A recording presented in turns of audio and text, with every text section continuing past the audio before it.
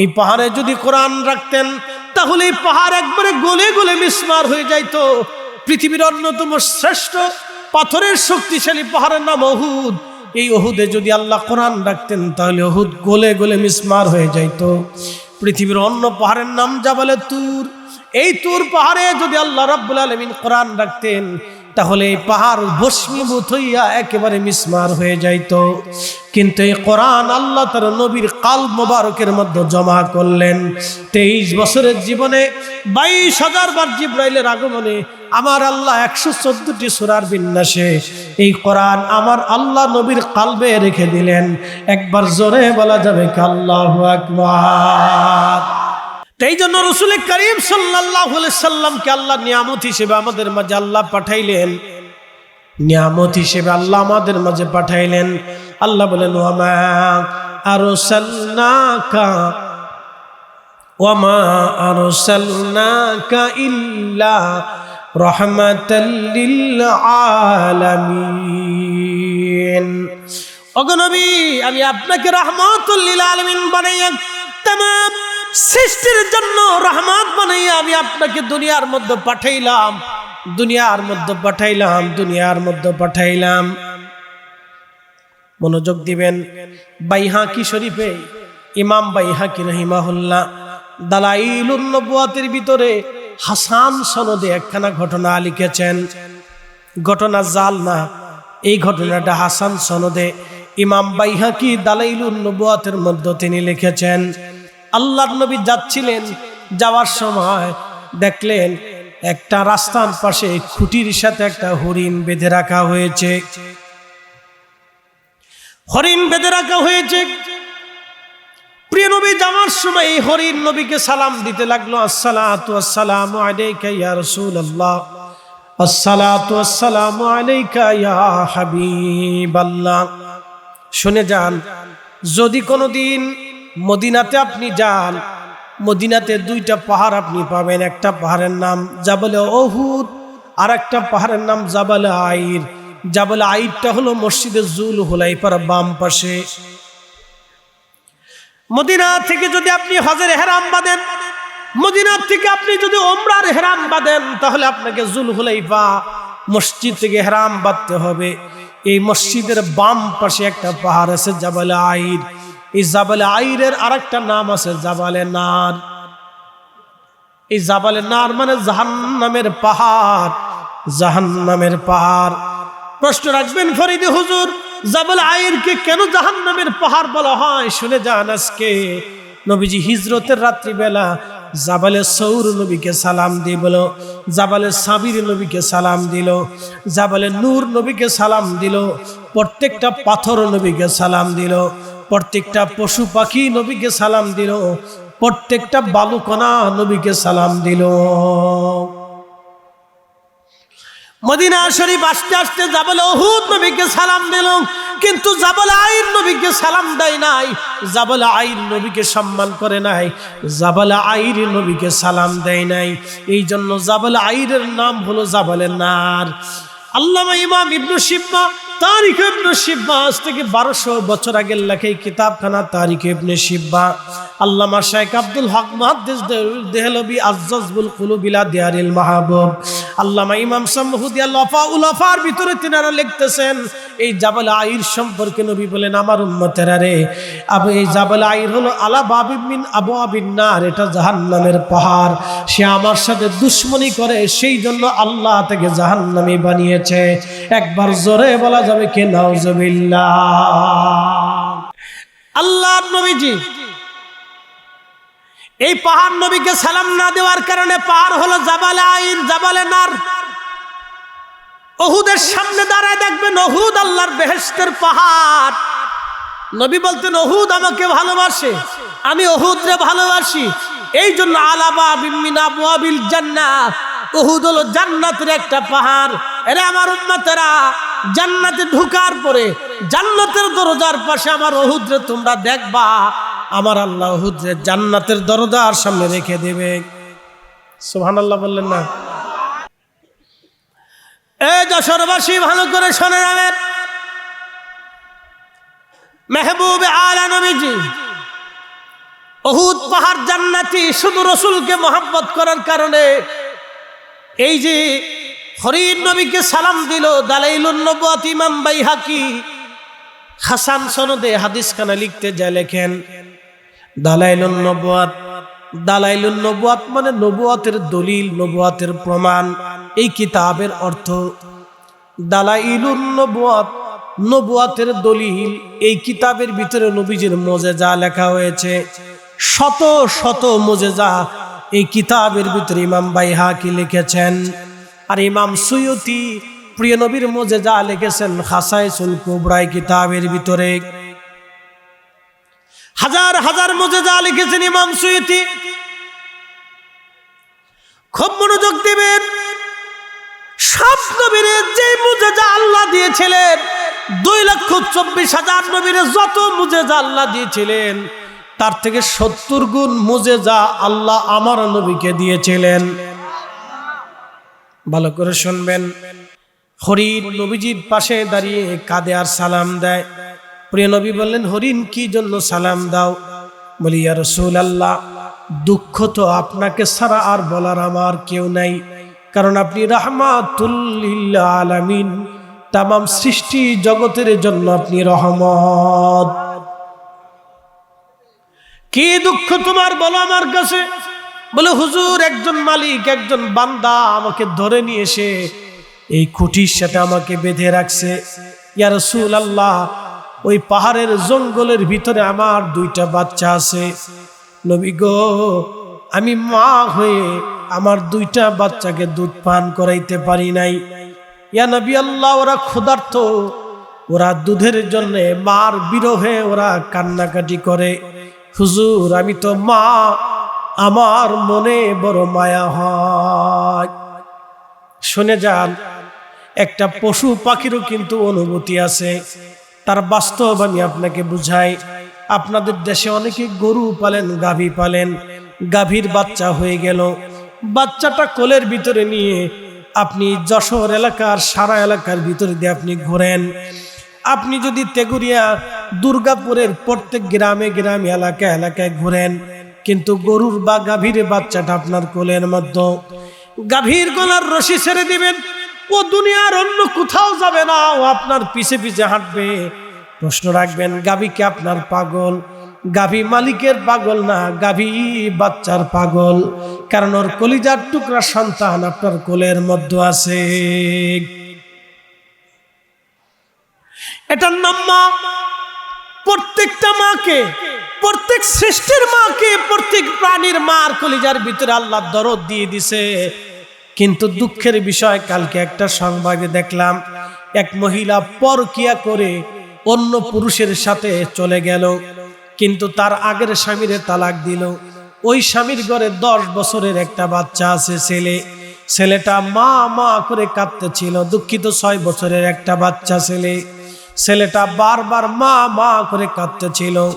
ছেলের কান্না দেখে সালিশের মধ্যে যারা ছিল তারাও কেঁদে দিল, কিন্তু ওই মহিলা একটা বারের জন্য বাচ্চাটার দিকে ফিরে তাকাই নাই। তার মানে এরকম শুয়োর আর কুত্তা দিয়ে আমাদের দেশ ধীরে ধীরে ধীরে ধীরে ভরিয়া যাইতেছে। কথা বলেন ঠিক কিনা? হরিণ এসে নবীজিকে বললেন, হুজুর, আপনি আমার ছেড়ে দেন, বাচ্চার প্রতি আমার বড় মায়া লাগতেছে, ওরা কান্নাকাটি করে। নবীজি, আপনি ছেড়ে দেন আমাকে, আমি আমার বাচ্চাদেরকে দুধ পান করাইয়া আবার আপনার কাছে ফিরে আসব।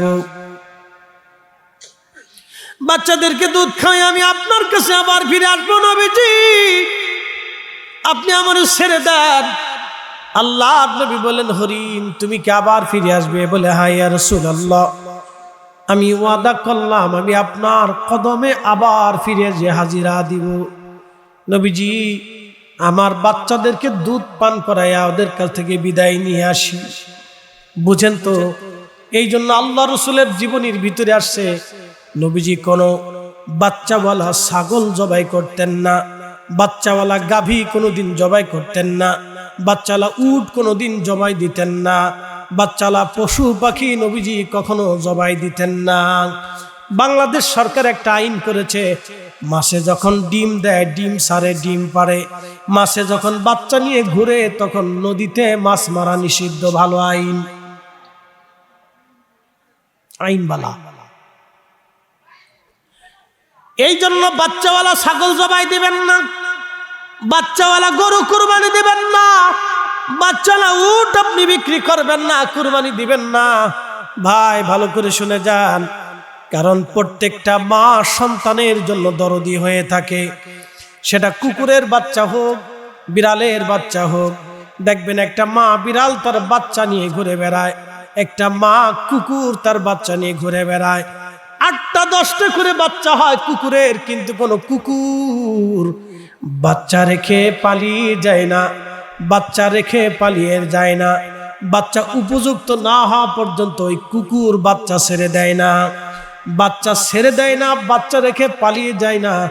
দুধ খাওয়াইয়া ওই কুকুর আবার ঘুরে ফিরে বাচ্চাদের কাছেই ফিরে আসে। এটার নাম মা। মুসলমান ভালো করে শুনবেন, হরিণ নবীজির কাছে আবদার করলো, ইয়া রাসূলুল্লাহ, ইয়া হাবিবাল্লাহ, আমি আবার ফিরে আসব, আমি আমার বাচ্চাদেরকে দুধ পান করে আমি আবার ফিরে আসব। আল্লাহর নবী হরিণের রশি ছেড়ে দিলেন, হরিণ চলে গেল বাচ্চাদের কাছে। হরিণের মালিক আসছে, ইয়া রাসূলুল্লাহ, আপনি হরিণ কি ছেড়ে দিয়েছেন? নবী বললেন, হ্যাঁ আমি হরিণ ছেড়ে দিয়েছি। তবে কেন ইয়া রাসূলুল্লাহ? তুমি কি হরিণের মালিক? বলে, হ্যাঁ ইয়া নবী আল্লাহ। তাহলে শোনো, এই হরিণ আমার কাছে তার বাচ্চাদের কথা বলেছে। 2টা বাচ্চা আছে, বাচ্চারা ক্ষুধার্ত ওই পাহাড়ের ভিতরে আছে। এই হরিণ তার বাচ্চাদেরকে দুধ খাওয়াইতে গেছে। সাহাবী বলতেছি, ইয়া রাসূলুল্লাহি, হরিণ তার বাচ্চাদের কথা বলে চলে গেল, সে কি আর কোনোদিন ফিরে আসবেনি? নবী বলেন, হ্যাঁ আমার সাথে ওয়াদা করছে হরিণ আবার আমার কাছে ফিরে আসবে। সাহাবী আশ্চর্য, কি করে হয় একটা হরিণ ফিরে যাওয়ার পরে আবার ফিরে আসে? দেখি আজকে নবীর মুজিজা। ঠিক তাই, কিছু সময় পরে হরিণ তার বাচ্চা নিয়ে নবীজির সামনে দাঁড়িয়ে গেলেন। হরিণ কাঁদে, ইয়া রাসূলুল্লাহ, ইয়া হাবিবাল্লাহ, আমি আমার বাচ্চাদের কাছে দুধ পান করাইতে গেছি, বাচ্চারা আমার সাথে চলে আসছে আপনাকে দেখার জন্য। নবীজি, আমি আমার বাচ্চাদেরকে আনতে চাই নাই, কিন্তু বাচ্চারা আমার পিছে পিছে চলে আসছে। আল্লাহর নবীর মায়া লেগে গেল। হরিণ, তুমি তোমার ওয়াদা ঠিক রাখছো, রে হরিণের মালিক, তোমার হরিণ আমার কাছে বিক্রি করে দাও। হরিণের মালিক বলে, ইয়া রাসূলুল্লাহ, বিক্রি করা লাগবে না। বলেন আপনি কি করতে বলেন, আপনার মহান মুজিজা আমি দেখেছি। তাহলে যদি বিক্রি না করো হরিণ মুক্ত করে দাও। বলে, হুজুর আমি হরিণ মুক্ত করে দিলাম। আল্লাহর নবী বলেন, হরিণ তুমি তোমার বাচ্চা নিয়ে চলে যাও, তোমাকে মুক্ত করে দেওয়া হলো। হরিণ তার বাচ্চাদেরকে নিয়ে আনন্দ করতে করতে বাচ্চাগুলি লাফায়া লাফায়া মার সাথে চলে গেল। আমার নবীকে সালাম দিতে দিতে হরিণ বনের মধ্যে চলে গেল। একবার আওয়াজ তুলে বলা যাবে কি আল্লাহু আকবার? রে যশোরবাসী, ইনি রাহমাতুল লিল আলামিন। সাহাবীরা বললেন, মান্না আলাইনা বিকা, নবী নামক মহান নিয়ামত আল্লাহ আমাদেরকে দিয়েছেন, সেই জন্য আমরা বেহেশতের বাগান সাজিয়েছি। নবী আমার বললেন, সাহাবীরা রে, তোমরা কসম করে বলো, তোমরা কি এই জন্যই আসছো নাকি অন্য কোনো উদ্দেশ্য তোমাদের আছে? সাহাবীরা বললেন, আল্লাহর কসম করে বলি ইয়া রাসূলুল্লাহ, আর কোনো উদ্দেশ্য আমাদের নাই, ভিন্ন কোনো উদ্দেশ্য আমাদের নাই। আল্লাহর নবী ডাক দিয়ে বললেন, সাহাবীরা রে, তোমাদেরকে সন্দেহ করতেছি, বিষয়টা এরকম না। সমাদেরকে সন্দেহ করতেছি, বিষয়টা এরকম না। আমরা তোমাদেরকে সন্দেহ করতেছি এই জন্য না। সাহাবীরা রে, ফাতানি জিবরিল আলাইহিস সালাতু ওয়াস সালাম, জিবরাইল আলাইহিস সালাম আমার কাছে এসেছে। ফাখবিরিনি, আমাকে অত বড় খবর দিয়ে গেছে, সংবাদ দিয়ে গেছে, তোমরা যে মজলিসের মধ্যে বসে বসে ওয়াজ শুনতেছো, ওয়াজ করতেছো, তোমরা আল্লাহরে ডাকতেছো, জিকির করতেছো, এই জিকিরের কারণে, আল্লাহকে ডাকার কারণে আল্লাহ তোমাদের এই মজলিস খানা দেখে এতটাই খুশি হয়ে গেছে, এত আনন্দ আল্লাহ পেয়েছে। ইউবাহিমুকুমুল মালায়েকা, তোমাদের এই মজলিস খানা দেখার পরে আমার আল্লাহ, আমার রব তোমাদেরকে নিয়ে গর্ব করতেছে। আল্লাহ অহংকার করতেছে ফেরেশতাদের সামনে, ফেরেশতারা তোরা আমার বান্দা সৃষ্টি করতে নিষেধ করেছিলি, তোরা বলেছিলি মাইয়ুফসিদু, এরা পৃথিবীর মধ্যে ফ্যাসাদ করবে, ওয়াসফিকুদ্দিমা, এরা মারামারি করবে, হানাহানি করবে, কাটাকাটি করবে, রক্তপাত করবে, বিরোধ করবে, ফিতনা ফাসাদ বাঁধাবে, বিশৃঙ্খলা দুনিয়ার ভিতরে ঘটাবে। ফেরেশতারা রে তোরা সাক্ষী থাক, আমার কিছু বান্দারা দেখ আজকে বসে বসে আমার জিকির করে, আমার ইবাদত করে, আমারে ডাকে। ফেরেশতারা তোরা সাক্ষী থাক, আমি আমার বান্দাদের জীবনের গুনাহগুলি আমি আল্লাহ মাফ করে দিলাম। একবার জবান খুলে বলেন আল্লাহু আকবার। প্রমাণ হচ্ছে উহুদের ময়দানে প্রচন্ড যুদ্ধ শুরু হয়ে গেল। সাহাবীরা পাগলপাড়া, কাফেরদের ত্রিমুখী আক্রমণে মুসলমানেরা দিশেহারা হয়ে গেল। 70 জন মুসলমান শহীদ হয়ে গেলেন। আল্লাহর নবী আহত হলেন, দন্ত মুবারক শহীদ হয়ে গেলেন। যেই পাহাড়ে নবী, উহুদ পাহাড়ের কোনা ফাঁকা জায়গায় প্রিয় নবীজিকে বিশ্রাম করানো হয়েছিল, সেই জায়গা থেকে এখনো রাতের বেলা আল্লাহর বেহেশতের ঘেরান এখনো আসে। আমি ওইখানে বসেছিলাম দীর্ঘ সময় পর্যন্ত। উহুদের পাহাড়ের এই ফাঁকা জায়গা রাত্রিবেলা এখনো সুঘ্রাণ আসে। বন্ধু, খুব মনোযোগ দিয়ে কথাগুলি শুনবেন। প্রিয় নবীর দন্ত মোবারক শহীদ, মাথা মোবারক কেটে গেছে। আহত নবীজি সারাটা রাত ওই পাহাড়ের গুহারে কোনায় বিশ্রাম নিতে লাগলেন। সারা মদিনায় সংবাদ ছড়িয়ে গেল রসুল শহীদ হয়ে গেছেন, নবীজির জেসেম উহুদে পাওয়া যাচ্ছে না। হযরত গসলুল মালায়েকা হানজালা গোসল করার জন্য তিনি গেলেন। ফজরের সময়, সুবহে সাদিকের সময় তিনি গোসল করতে গেলেন। সদ্য বিবাহিত যুবক, একজন সুদর্শন পুরুষ, মদিনার রূপসী সুন্দরী মেয়ে ঘরে এনেছেন। বিয়ে হয়েছে, তাদের বাসর হয়েছে। গোসলখানায় গেলেন হযরতে হানজালা।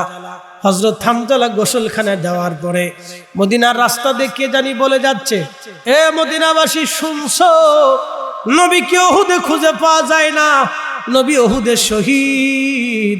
হযরত হানজালা রাদিয়াল্লাহু আনহু গোসল ছেড়ে দিলেন, পানির মশক তিনি ছেড়ে দিলেন। পানির মশক ছেড়ে দিয়ে হযরত হানজালা তিনি চলে আসলেন ঘরের দরজার সামনে। বিবিরে ডাক দিয়ে বলেন, বিবি, ঘরের ভিতরে তলোয়ার আছে, ঢাল আছে, যুদ্ধের অস্ত্র আছে, আমাকে দাও। বিবি ডাক দিয়ে বলল, স্বামীরে, এই রাত্রিবেলা এই সুবহে সাদিকে আপনি গোসল করতে গেলেন, গোসল বাদ দিয়ে আপনি তলোয়ার কেন চান, ঢাল কেন চান, যুদ্ধের অস্ত্র আপনি কেন চান? হযরত গসলুল মালায়েকা ডাক দিয়ে বলে, বিবিরে, গোসলে গিয়েছিলাম, কে জানি বলে গেল নবী নাকি উহুদের শহীদ। তাহলে বলো তো, আমার গোসল দিয়ে আর হবে কি? জীবন বেঁচে থেকে লাভ আর হবে কি? জিন্দেগি করে লাভ কি হবে? মদিনাতে আমি হানজালা বেঁচে থেকে কি হবে? বিবি, আমাকে অস্ত্র দাও, যুদ্ধের পোশাকগুলি তুমি আমাকে দাও, আমি উহুদে চলে যাব, আমি আর তোমার কাছে ফিরে আসবো না, ক্ষমা করে দিও। স্ত্রী হিসেবে এনেছিলাম, হক আদায় করতে পারি নাই। বিবিরা, দুনিয়াতে আর কোনোদিন দেখা হবে না, হাসরের ময়দানে তোমার সাথে আমার দেখা হবে। হযরত হানজালা চলে গেলেন উহুদের ময়দানে। সকালবেলা প্রচন্ড যুদ্ধ আবার শুরু হয়ে গেল। কাফেরদের ভিড়ে হযরত হানজালা যুদ্ধ করে করে কাফেরদেরকে জাহান্নামে পাঠিয়ে নিজেও শাহাদাতের অমীয় সুধা পান করলেন। হযরত হানজালা শহীদ হয়ে গেলেন। সমস্ত শহীদদের লাশ নবীজি কাতারে কাতারে শুয়াইলেন। শরীয়তের মাসলা হলো, যারা আল্লাহর পথে শহীদ হয় বিনা গোসলেই তাদেরকে দাফন করা হয়, ওই পোশাকি ওই অবস্থায় তাদের দাফন করা হয়। কাউকে বা কাউকে আবার কাফন পরানো হয়। কাফন যদি না পাওয়া হয় তাহলে যুদ্ধের পোশাক দিয়ে তাদেরকে কবরস্থ করা হয়। যুদ্ধের পোশাক পরে তাদেরকে কবরস্থ করায়। হযরত হানজালা ওনার স্ত্রী জানতে পারলেন আমার স্বামী উহুদের ময়দানে শহীদ। এই কথা শুনিয়া মদিনার থেকে হানজালার স্ত্রী দৌড় দিয়েছেন, সদর মদিনা থেকে উহুদের ময়দানে দৌড়ায় গেলেন। যাওয়ার পরে দেখে সমস্ত শহীদদের লাশ কাতার করে শুয়ে রাখা হয়েছে। আপনজনেরা শহীদদের কাছে যে শহীদদের চেহারাগুলি দেখতেছিল, সন্তানরা কান্নাকাটি করতেছিল শহীদদের পাশে বসে। হযরত হানজালার বিবি দৌড়ায় গেলেন, প্রিয় নবীজির সামনে দাঁড়ায় সালাম দিলেন, আসসালাতু আসসালামু আলাইকি ইয়া রাসূলুল্লাহ।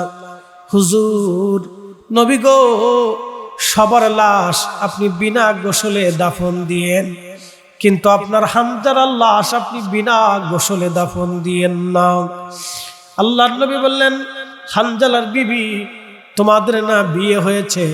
হানজালাকে না আমি মদিনায় রেখে আসছিলাম, তোমাদের না বাসর হয়েছে, তাহলে আমার হানজালা কেন উহুদের ময়দানে আসছে বলো? বলে হুজুর, কে জানি সকালবেলা সুবে সাদিকে ফরজ গোসল করার সময় ঘোষণা দিয়েছে আপনি নাকি শহীদ। আমার স্বামী আপনার হানজালা আমাকে ডেকে বলল, স্বামী রে, বিবি রে, আমি আর বেঁচে থাকবো কার জন্য? সংসার গর্ব কার জন্য? জীবন গর্ব কার জন্য? বিবি রে, আমি জীবন গর্ব কার জন্য? বেঁচে থাকবো আমি কার জন্য? বিদায় দাও, দুনিয়াতে আর দেখা হবে না। হাসরের জন্য বিদায় নিয়ে আমার স্বামী হানজালা উহুদের ময়দানে চলে আসছে। নবীজি, আমার স্বামী হানজালা নাপাক, আপনার হানজালা নাপাক, ফরজ গোসল তার এখনো বাকি আছে।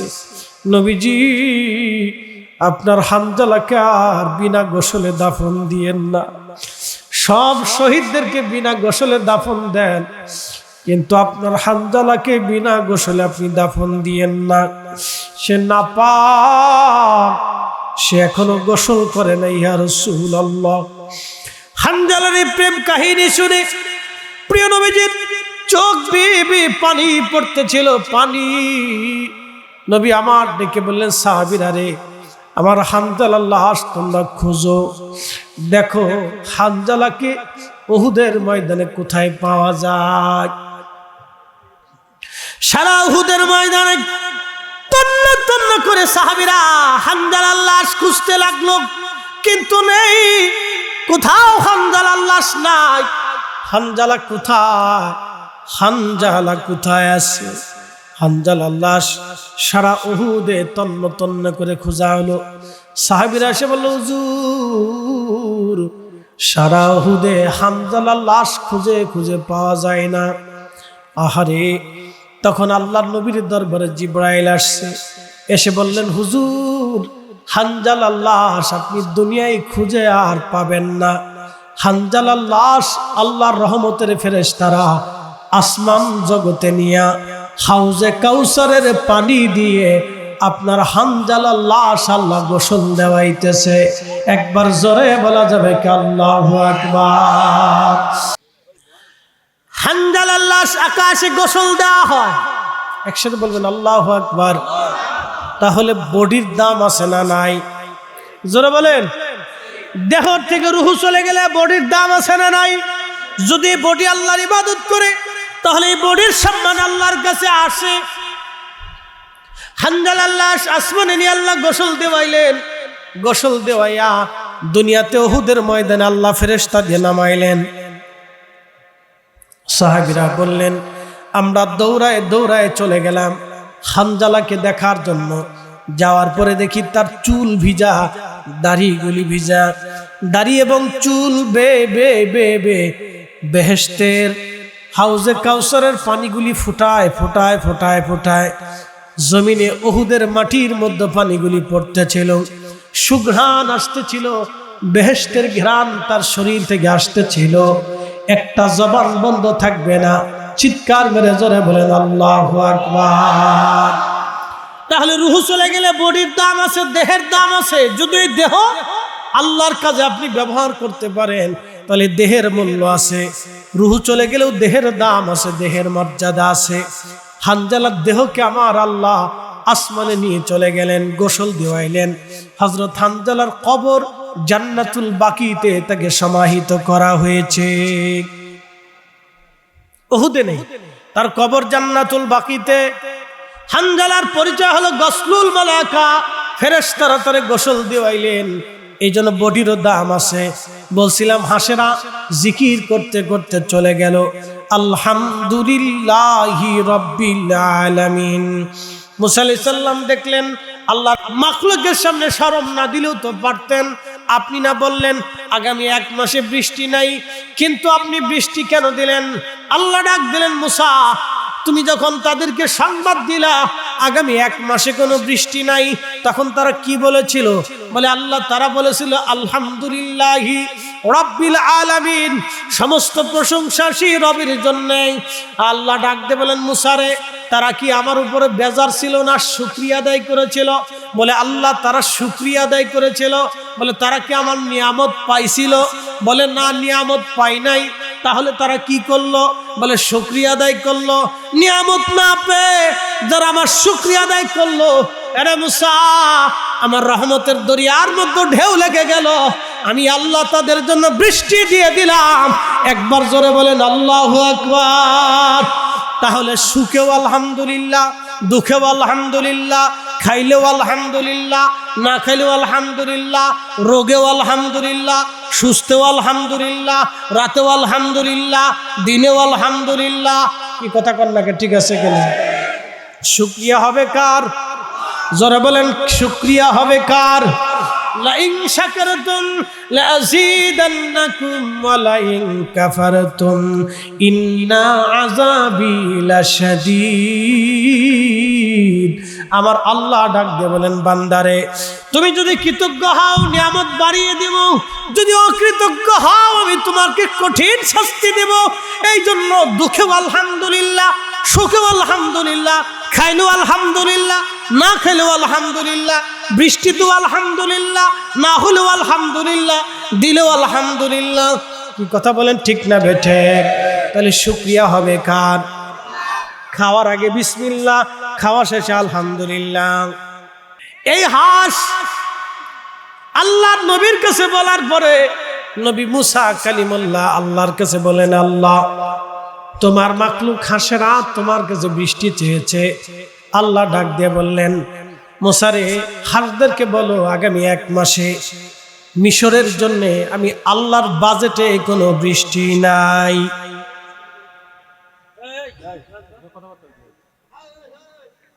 আরে আল্লাহর বাজেটে কোনো বৃষ্টি নাই। মুসা কালিমুল্লাহ চলে আসলেন, তিনি তুর পাহাড় থেকে তিনি হুজরা বাড়ি মোবারকে যাচ্ছেন। হুজরা মোবারকে হাসেরা নবী আলাইহিস সালামের সামনে দাঁড়িয়ে গেলেন। ওগো আল্লাহর নবী, আমরা তো একটা দরখাস্ত করছিলাম আপনার মাধ্যমে আল্লাহর কাছে। কার মাধ্যমে? আল্লাহর কাছে করছিলাম, কিন্তু আপনি নবীর মাধ্যমে। এই জন্য নবীরা উসিলা, অলিরা উসিলা। কত ঠিক আছে কিনা? নবী অলিরা কি উসিলা, নবী অলিরা হচ্ছে উসিলা।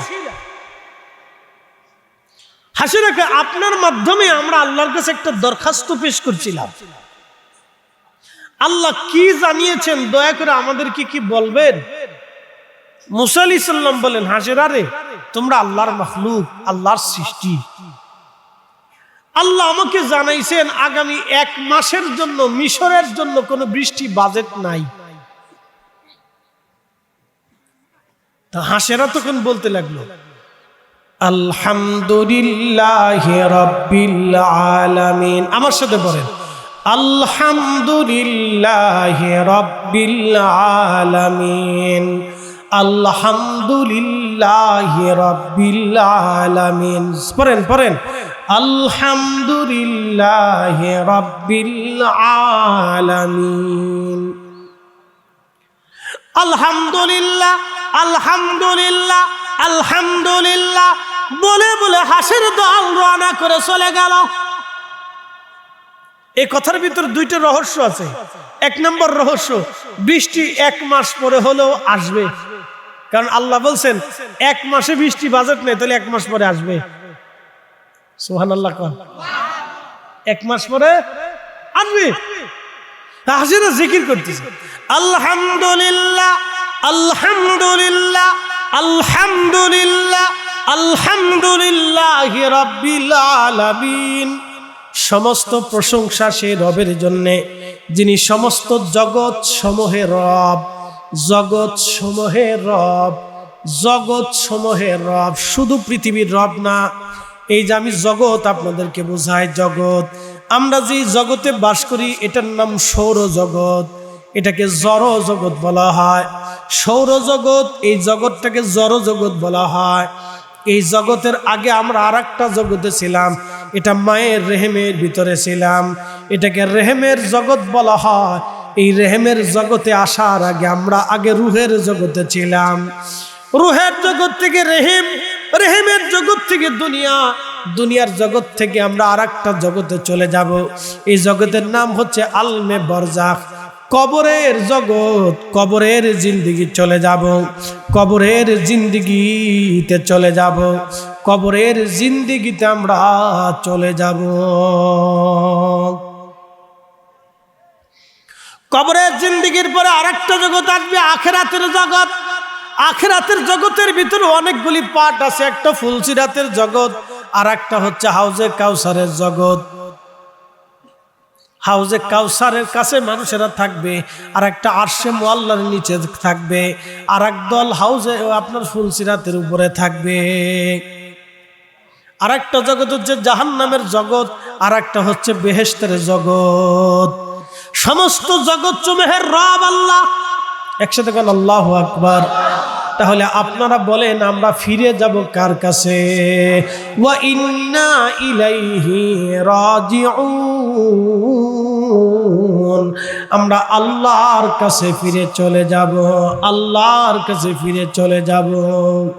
বৃষ্টি দিলেন রব্বুল আলামিন, এটা আল্লাহ পাকের এক অনাবিল ইচ্ছা, আল্লাহর সন্তুষ্টি। মুসা আলাইহিস সালামের জমানায় মুসা আলাইহিস সালাম কালিমুল্লাহ ছিলেন। কালিমুল্লাহ, আল্লাহর সাথে তিনি কালাম করতেন। তুর পাহাড়ে চূড়াতে উঠে তিনি বসে থাকতেন, ওইখানে আল্লাহর সাথে কথা হতো। সাইয়েদনা মুসা আলাইহিস সালাতু ওয়াস সালাম রওনা করলেন। একদল হাঁস মুসা আলাইহিস সালামের সামনে এসে দাঁড়িয়ে গেল।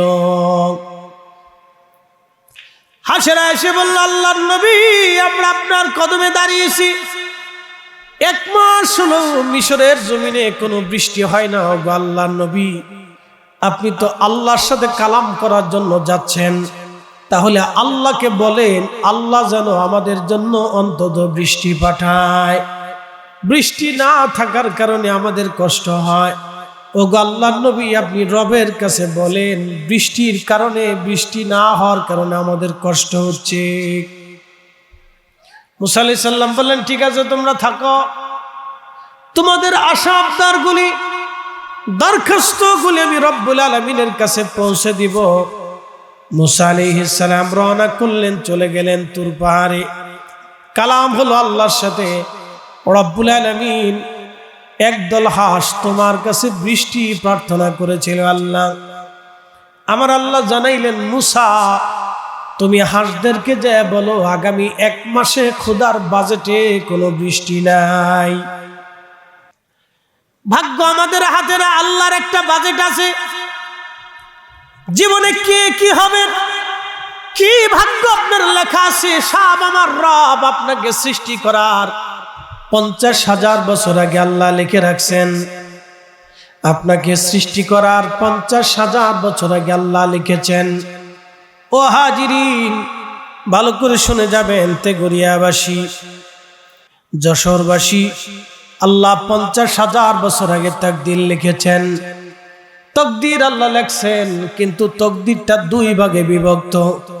একটা তকদির বলা হয় কাজায়ে মুআল্লাক, যেটা ঝুলন্ত। নেক আমলের কারণে, ভালো কাজের কারণে ওই তকদির পরিবর্তন হয়। নেক কাজের কারণে, ভালো আমলের কারণে, দোয়ার কারণে ওই তাকদীর মাঝে মধ্যে পরিবর্তন হয়, কাজায়ে মুআল্লাক।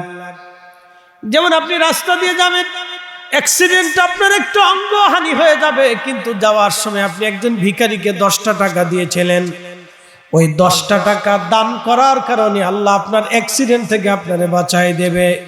যশোরবাসী শুনে যাবেন রাসূল কি জিনিস, এখান থেকে আপনাকে বুঝতে হবে। ওয়া মান্না আলাইনা বিকা, আপনি নবী নামক নিয়ামত। মারহাবা খান। নবী নামক নিয়ামত, আপনি নবী নামক নিয়ামত রব্বুল আলামিন আমাদেরকে দান করেছেন। আপনি নবী নামক মহা নিয়ামত আল্লাহ আমাদেরকে দিয়েছেন। ওয়া মান্না আলাইনা বিকা, নবী নামক মহা নিয়ামত আল্লাহ আমাদেরকে দিয়েছেন। এই জন্য কোরআন শরীফের এক আয়াতে আল্লাহ ওয়াজ করলেন, ও আমার উম্মত বান্দারা শোনো, কামা আরসালনা ফীকুম রাসূলাম মিনকুম ইয়াতলু আলাইকুম আয়াতিনা। আল্লাহ ডাক দিয়ে বলেন, হে আমার বান্দারা, তোমাদের মাঝে আমার রাসূলকে আমি পাঠিয়েছি, আমার আয়াত সমূহ তিনি তিলাওয়াত করে শোনাবে। ইয়া রাসূলুল্লাহ, আপনাকে উম্মতের মাঝে পাঠাইলাম, আমার আয়াত সমূহ আপনি তেলাওয়াত করে শোনাবেন। ওয়া ইউযাক্কিকুম, আপনি উম্মতরে পবিত্র বানাবেন, পাক বানাবেন, পবিত্র বানাবেন, পাক বানাবেন। সৃষ্টির কোন প্রাণীর সাথে আল্লাহর প্রেম হয় নাই, আল্লাহর প্রেম হয়েছে এই মানব জাতির সাথে। কারণ এই মানব জাতির ভিতরে আল্লাহ আখিরি নবী পাঠিয়েছেন। আখিরি নবী, এই মানব জাতির ভিতরে আল্লাহ আখিরি নবী পাঠিয়েছেন। আখিরি নবী, আখিরি নবী আল্লাহ মানব জাতির মধ্যে পাঠিয়েছেন। প্রিয় উপস্থিতি, খুব মনোযোগ দিবেন। আল্লাহ রাব্বুল আলামিন কোরআনুল কারীমের ভিতর আরো বললেন, ওয়া ইউআল্লিমুকুমুল কিতাবা ওয়াল হিকমা ওয়া ইউআল্লিমুকুম মা লাম তাকুনু তা'লামুন। হুজুর, উম্মতকে আপনি তাহা শিক্ষা দিবেন, উম্মত যাহা জানতো না আপনি তা শিক্ষা দিবেন, উম্মত যা জানতো না আপনি তা উম্মতকে শিখাবেন।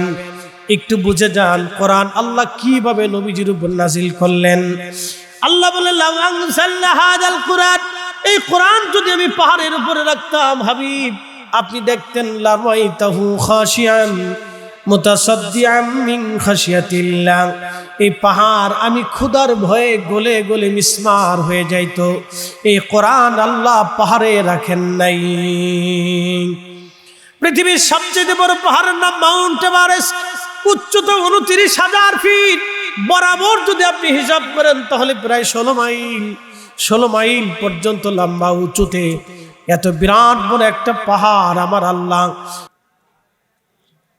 শুনে যান, আজকে আমি ওমানের গ্রান্ড মুফতির ছাত্র, কুমিল্লা এক মাহফিলে ওনার সাথে কয়েক বছর আগে, করোনার আগে একটা মাহফিলে ওনার সাথে আমি একসাথে মাহফিল।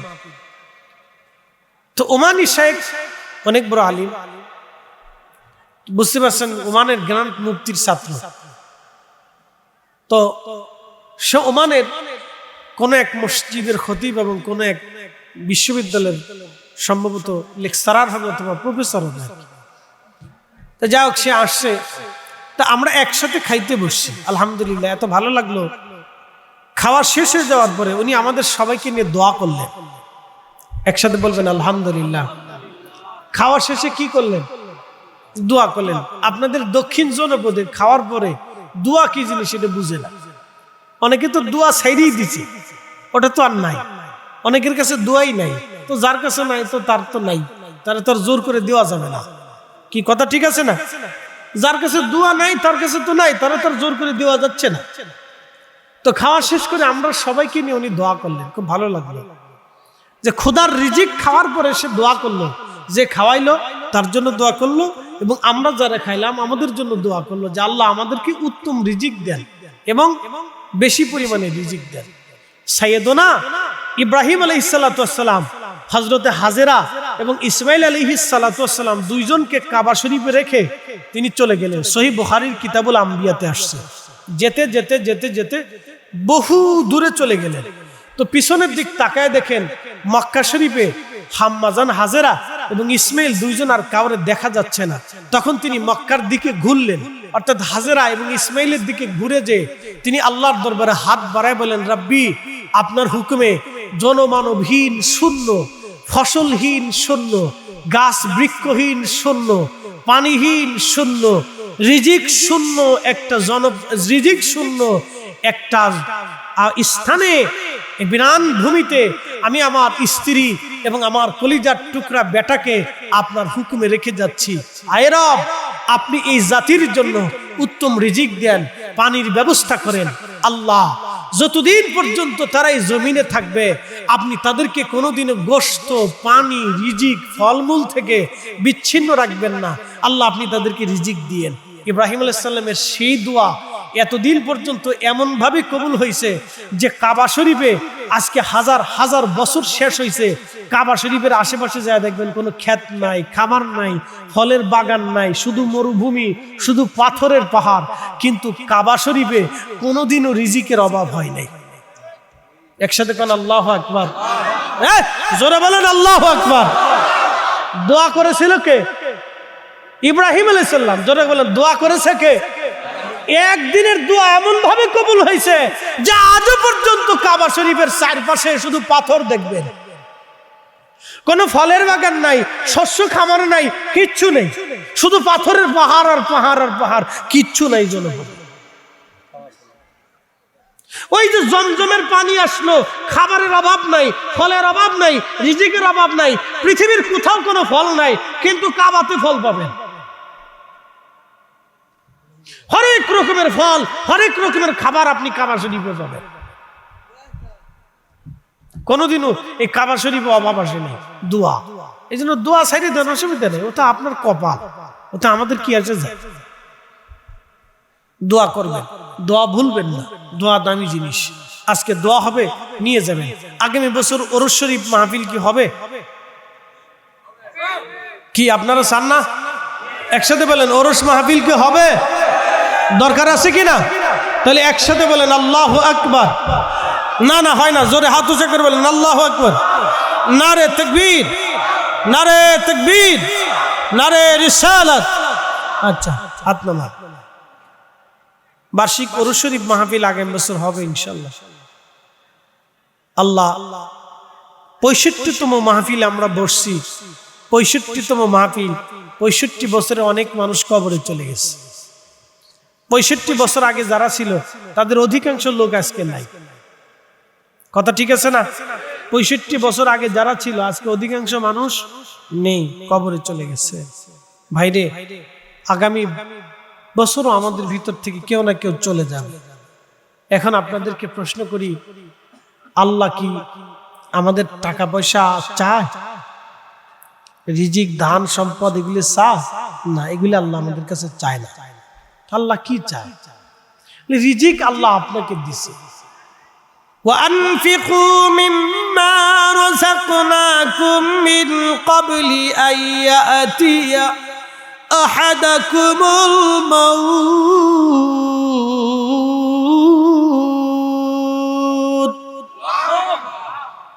বান্দারে, আমি তোমাকে রিজিক দিছি, এই রিজিক থেকে তুমি মৃত্যু আসার আগে আমার পথে ব্যয় করো। যদি না করো তো কিয়ামতের ময়দানে তুমি পস্তাবে, আঙ্গুল গোশত কামড়ায় কামড়ায় টেনে টেনে ছিঁড়ে ফেলবে, আর সেই দিন আফসোস করে বলবে, ফায়াকুল রাব্বি লাউলা আখারতানি ইলা আজালিন করিব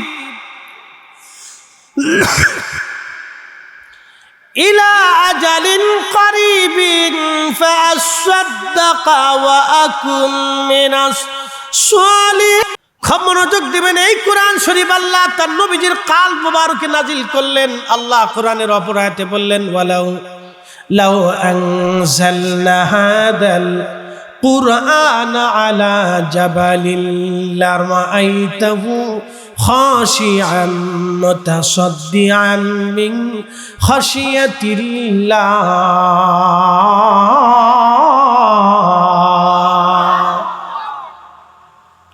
আল্লাহ বানাইলেন কত জাতি,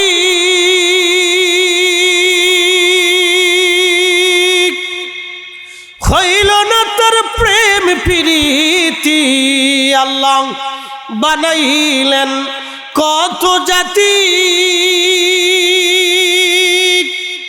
হইল না তার প্রেম প্রীতি, অবশেষে মানুষ বানায় প্রেমের কারণে।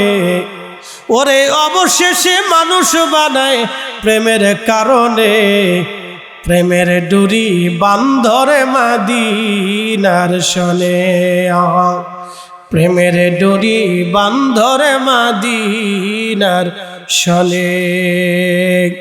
মানুষ বানাইছে আল্লাহ প্রেমের কারণে, মানুষ বানাইছে আল্লাহ প্রেমের কারণে, প্রেমের ডুরি বান্ধরে মদিনার শনে। বলে আজকের মাহফিলে বসছেন, পছন্দ কার?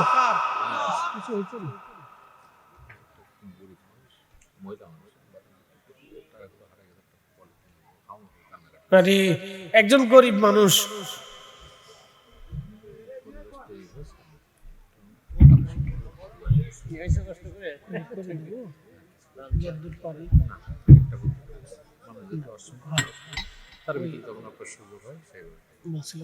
কালেকশন দেখি উপস্থিত করবো না,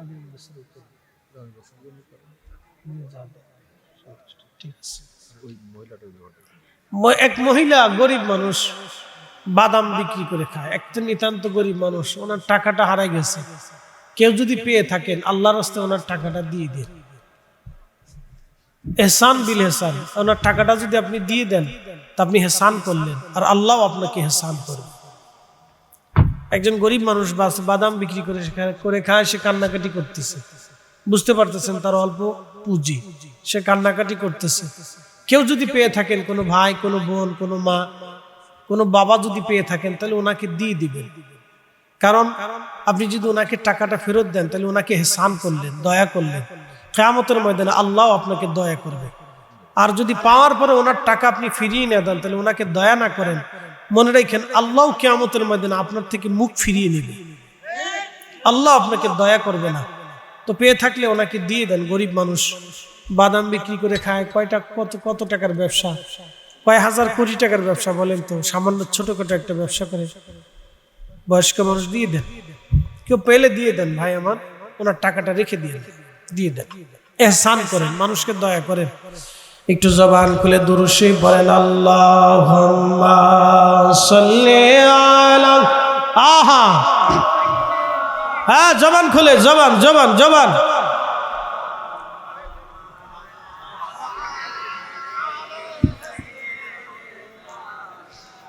মাওলানা। যশোরবাসী মনোযোগ দিবেন, পাইছে? আচ্ছা ভালো কর আলহামদুলিল্লাহ, না জোরে বলেন আল্লাহু আকবার। উনি খুশি হয়েছে, যে দিছে আল্লাহ তার উত্তম প্রতিদান দান করুক, জোরে বলেন আমিন। দুনিয়াতেও দিক, আখিরাতেও দিক, সে এহসান করছে, দয়া করছে, কত ঠিক আছে না? আল্লাহ কবুল করুন। একটু জিকির করেন, লা ইলাহা, জোরে লা ইলাহা, লা ইলাহা হাসবি রাব্বি জাল্লাল্লাহ মা ফি কলবি গায়রুল। আহা নূর মুহাম্মদ, বলি নূর মুহাম্মদ, পড়ি লা ইলাহা ইল্লাল্লাহ, লা ইলাহা,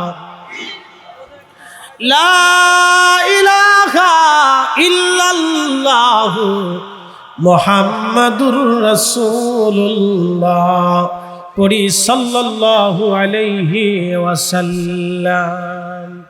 এখান থেকে ওনাদেরকে একটু সরাই দেন, যান পাইছেন, এবার চলে যান, 2 রাকাত নফল নামাজ পড়েন, আর কি তা করবেন। মা বোনরা একটু ভিতরে চলে যান, ভিতরে এদিকে থাকেন না, যান চলে যান। শোনেন, এই সমস্যা, আমরা এতগুলি পুরুষ, আমাদের শব্দ নেই, 4টে বেটি মানুষ হলে কাজ হয়ে গেছে। এটার নাম বিবিসি নিউজ, ব্যাটারি ছাড়া সবসময় চলতেই থাকে, অটোমেটিক।